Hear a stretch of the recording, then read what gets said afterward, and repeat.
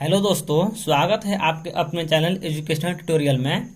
पिछली वीडियो में हम लोग एनसीईआरटी क्लास 10 का प्रश्नावली 1.2 का क्वेश्चन नंबर 1 पूरा उसमें कर लिए थे और क्वेश्चन नंबर दूसरा में फर्स्ट क्वेश्चन कर लिए थे और सेकंड भी कर लिए थे और थर्ड क्वेश्चन करना बाकी था। तो चलिए हम लोग यहीं से स्टार्ट करते हैं। क्वेश्चन है, पूर्णांकों के निम्नलिखित युग्मों के एचसीएफ और एलसीएम ज्ञात कीजिए तथा इनकी जांच कीजिए। दो संख्याओं का गुणनफल बराबर एचसीएफ और एलसीएम है, तो हम लोगों को जांच करना है। तो थर्ड क्वेश्चन है कि 336 और 54। तो सबसे पहले हम लोग 336 और 54 को अभाज्य गुणनखंड विधि से इसको हल करते हैं। तो सबसे पहले 336 को हम लोग हल करेंगे। तो यहाँ पे सबसे पहले 2 से भाग करेंगे, तो भाग होगा 2 एकम 2, यहाँ पे बचेगा 1 शेष 13 हो जाएगा। 2 छक्के 12, 2 अठे 16। फिर 2 से करेंगे, 2 अठे 16, 2 चौके 8। फिर 2 से होगा 2 चौके 8, 2 दूनी 4। फिर 2 से होगा 2 दूनी 4, 2 एकम 2। अब यहाँ पे 3 से होगा 3 सत्ते 21। अब यहाँ पे 7 से होगा 7 एकम 7। 336 का हो गया। अब यहाँ पे हम लोग करेंगे 54 का। तो चलिए 54 का करते हैं। तो 2 से भाग करेंगे तो जाएगा 2 दूनी 4, 1 यहाँ पे शेष बचेगा, हो जाएगा 14, 2 सत्ते 14। अब यहाँ पे हम लोग लगाएंगे 3 से भाग, 3 नवा 27, 3 तरीके 9, 3 एकम 3 हो गया। तो हम लोग इसको अच्छी तरह से लिख लेते हैं। 336 बराबर 2 गुने 2 गुने 2, कितना 2, 1 2 3 4 गो 2 है, 3 गो हो गया और 2 4 गो हो गया, गुने 3 गुने 7। अब हम लोग 54 को लिख लेते हैं। 54 बराबर 2 गुने 3 गुने 3 गुने 3। तो हम लोग अब देखते हैं। तो एचसीएफ जो होता है वो क्या होता है कि दोनों संख्या में जो हाईएस्ट कॉमन होता है वही एचसीएफ होता है। तो हम लोग देखते हैं कि सबसे ज़्यादा संख्या ऊपर में है, नीचे में कम संख्या, यानी अब देखते हैं कि कौन कौन दोनों में कॉमन है। तो यहाँ पे 2 जो है वो दोनों में कॉमन है। 1 2 ले लिए, इसको ऐसे लगा लेते हैं ताकि पता चले। और 3 है इसमें और 1 3 है इसमें, तो इसमें 1 3 ले लेते हैं। अब यहाँ पे 2 3 तो बचा हुआ है, लेकिन ऊपर में 3 अब नहीं है, तो 2 हो गया और 1 3 हो गया। तो एचसीएफ कितना होगा, दोनों में गुना कर देंगे, 3 दूनी 6, यानी एचसीएफ कितना हो जाएगा 6। और एलसीएम होता है, एलसीएम वो संख्या होता है कि जो दोनों में कॉमन हो वो तो लेंगे ही लेंगे और बाकी जो बचा हुआ संख्या है उसको भी हम लोग लेंगे।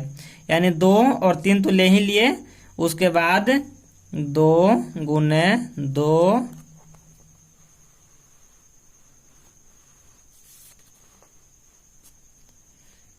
2 गुने 3 हो गया, गुने 2 गुने 2 इधर हो गया, फिर 2 गुने 7 गुने 3 के पावर 3 गुने 3 कर लेते हैं। तो हम लोग एलसीएम बराबर हम लोग इसको गुना कर लेते हैं। तो गुना करेंगे तो यहाँ पे आएगा यहाँ पे 30 24। अब हम लोग जांच करेंगे कि ये सही है या गलत है। तो एक फार्मूला कल बताए थे कि दो संख्याओं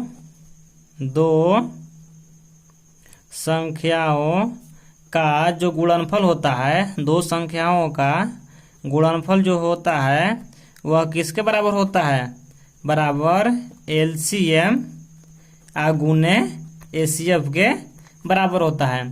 तो 2 संख्या कितना दिया हुआ है, 336 और 54, और एलसीएम कितना दिया हुआ है 30 24, और एचसीएफ कितना आया है यहाँ पे 6। अब हम लोग दोनों में गुना करके देखते हैं। तो यहाँ पे जब गुना करेंगे तो आएगा 18,144। हम लोग रफ में गुना करके देख लेंगे। तो यहाँ पे आएगा 18,144, इसमें भी गुना करेंगे तो आएगा 18,144, यानी दोनों क्या है, बराबर है, तो सत्य है। अब हम लोग क्वेश्चन नंबर 3 देखते हैं, यही क्या हो गया हमारा आंसर। अब हम लोग थर्ड नंबर क्वेश्चन है, अभाज्य गुणनखंड विधि द्वारा निम्नलिखित पूर्णांकों के एचसीएफ और एलसीएम ज्ञात कीजिए। तो हम लोग पिछले जो दूसरा क्वेश्चन बनाए थे तो वो भी अभाज्य गुणनखंड विधि से ही बनाए थे, लेकिन उसमें जांच करना था, इसमें जांच करना नहीं है। तो ये तो उससे भी आसानी होगा। चलिए इसको भी हम लोग सोल्व करते हैं। फर्स्ट क्वेश्चन है 12, 15 और 21। तो सबसे पहले हम लोग 12 को अभाज्य गुणनखंड विधि द्वारा तोड़ लेते हैं इसको। तो यहाँ पे 2 से भाग करेंगे तो जाएगा 6 बार में, फिर 2 से 3 बार में, फिर 3 से 1 बार में।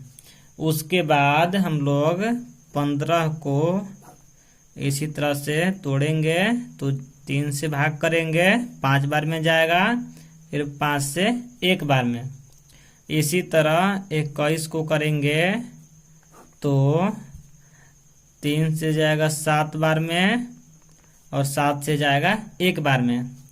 अब लोग यहाँ पे इसको लिख लेते हैं, सजा लेते हैं। ये 12 बराबर 2 गुने 2 गुने 3 और 15 बराबर 3 गुने 5 और 21 बराबर 3 गुने 7। तो हम लोग इसका एचसीएफ और एलसीएम निकालेंगे। तो सबसे पहले एचसीएफ निकालते हैं।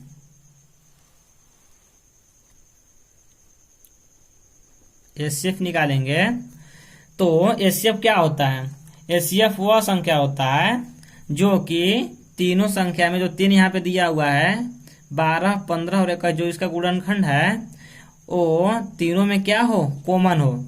अब देखिए इसमें 2 है, ठीक है, तो इसमें 2 नहीं है, इसमें भी 2 नहीं है, इसमें 3 है, इसमें भी 3 है, इसमें भी 3 है। यानी जो तीनों में कॉमन हो वो क्या होता है, एचसीएफ।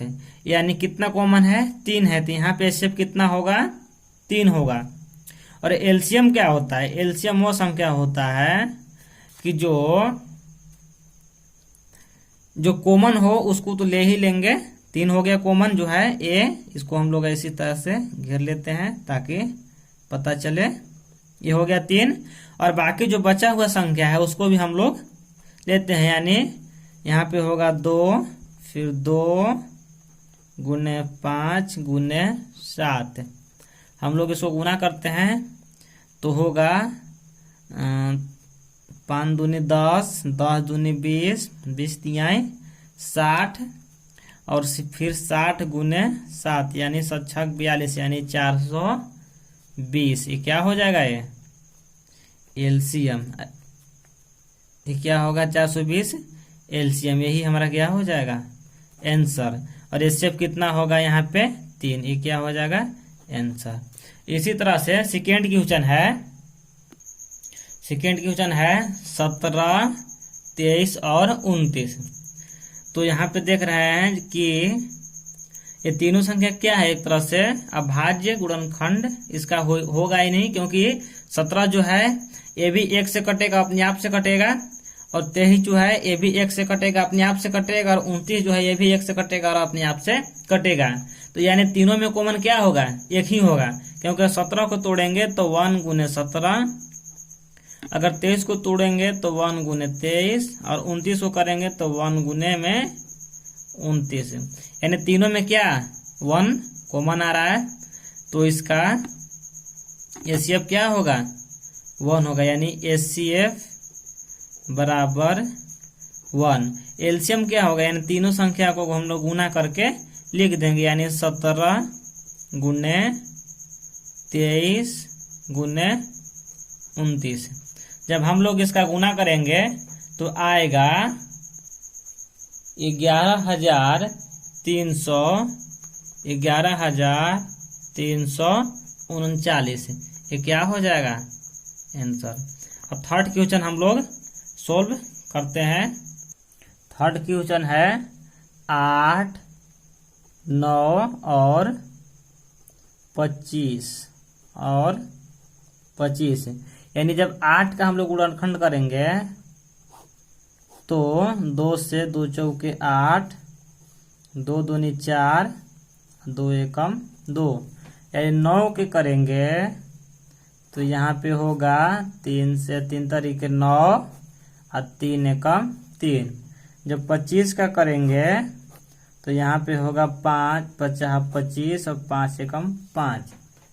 हम लोग इसी को नीचे सजा देते हैं, यानी 8 बराबर 2 गुने 2 गुने 2, 9 बराबर 3 गुने 3 और 25 बराबर 5 गुने 5।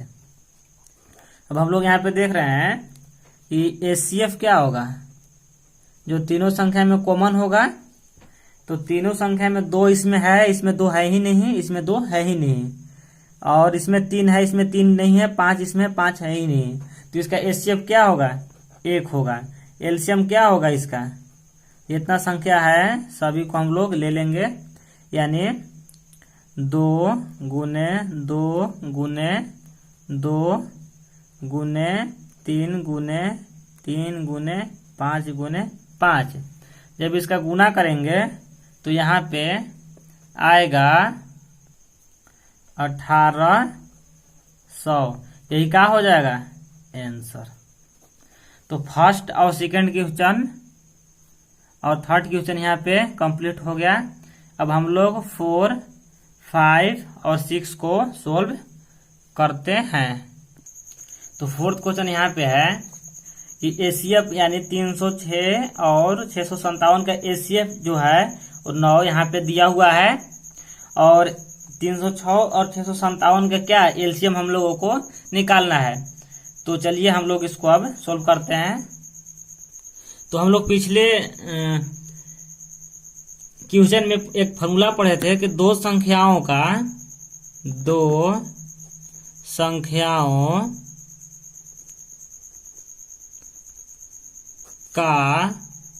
गुणनफल जो होता है वह एलसीएम और एचसीएफ का, एलसीएम गुने एचसीएफ का क्या होता है बराबर होता है।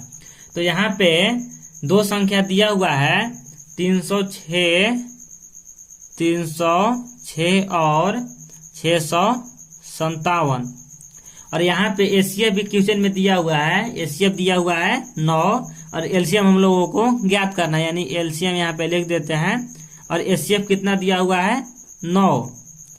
तो हम लोगों को पता है कि अगर बराबर के कोई भी अगर इधर प्लस रहता है तो उधर जाता है तो माइनस हो जाता है, और इधर गुना है तो उधर जाएगा तो भाग हो जाएगा।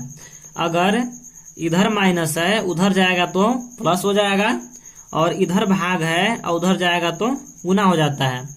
तो हम लोग देख रहे हैं कि यहाँ पे गुना है, 9 जो है इधर गुना में है, इधर आएगा तो भाग में होगा, यानी 306 गुने 657 बराबर में, इसको गुना से इधर में भाग में ले लिए, बराबर में एलसीएम।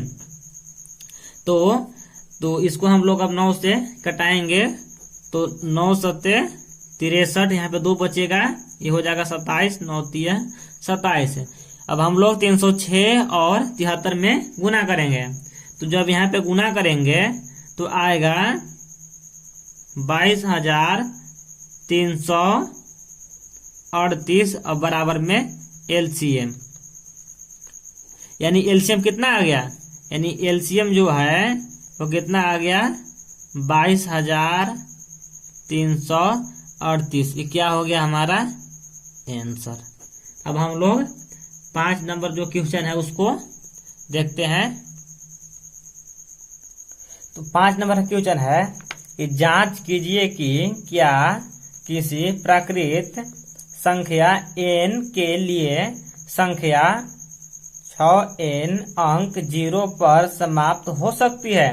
तो चलिए इसके बारे में हम लोग जानते हैं कि होगा या नहीं होगा। क्वेश्चन में दिया है प्राकृत संख्या। तो प्राकृत संख्या क्या होता है, यानी गिनती की संख्या को हम लोग प्राकृत संख्या कहते हैं। जैसे 1 2 3 4 डॉट डॉट डॉट कितना तक, मतलब अनंत तक। तो क्वेश्चन में यही बोल रहा है कि जांच कीजिए कि क्या किसी प्राकृत संख्या n के लिए संख्या 6 के पावर n अंक 0 पर समाप्त हो सकती है, यानी 6 के पावर n बोल रहा है। तो अगर 6 के हम लोग तोड़ेंगे तो 2 गुने 3 के पावर कितना n होगा। तो हम लोग को लास्ट में 0 लाना है, तो 0 कब आएगा, यानी जब इसमें बीच में कहीं पे 5 रहेगा तभी तो 0 आएगा। और इसका स्क्वायर, अब n का संख्या यहाँ पे 1 कभी रखेंगे, 2 रख के देखेंगे, 3 रख के देखेंगे। जैसे यहाँ पे 2 3 6, अगर पावर 1 रखेंगे तो कितना आएगा लास्ट में 6, अगर पावर 2 रखेंगे तो लास्ट में भी 6 ही आएगा। तो अगर बीच में कहीं पे जैसे यहाँ पे 2 और 5 लेंगे तो कितना होगा, 2 5 10 होगा। और पावर कितना भी रखेंगे, 1 रखें या 2 रखें, कितना भी रखेंगे तो लास्ट में 0 आएगा। तो यहाँ पे लेकिन 5 तो नहीं बन रहा है, तो इसका आंसर होगा नहीं। तो चलिए हम लोग इसको अच्छी तरह से लिख लेते हैं नोट्स टाइप के, यहाँ कैसे होगा। तो इसको लिख लेते हैं हल। सबसे पहले तो लिखेंगे कि नहीं होगा, नहीं, क्योंकि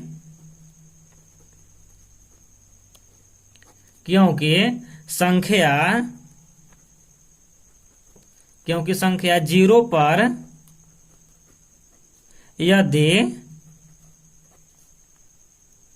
समाप्त होगी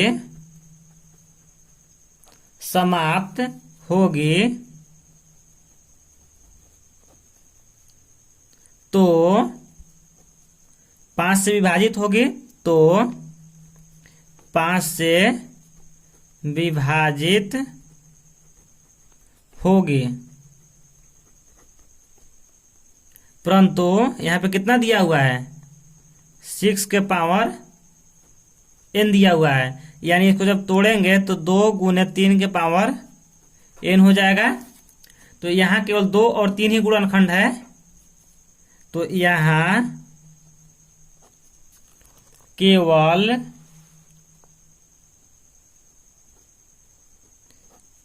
2 और 3 ही गुणनखंड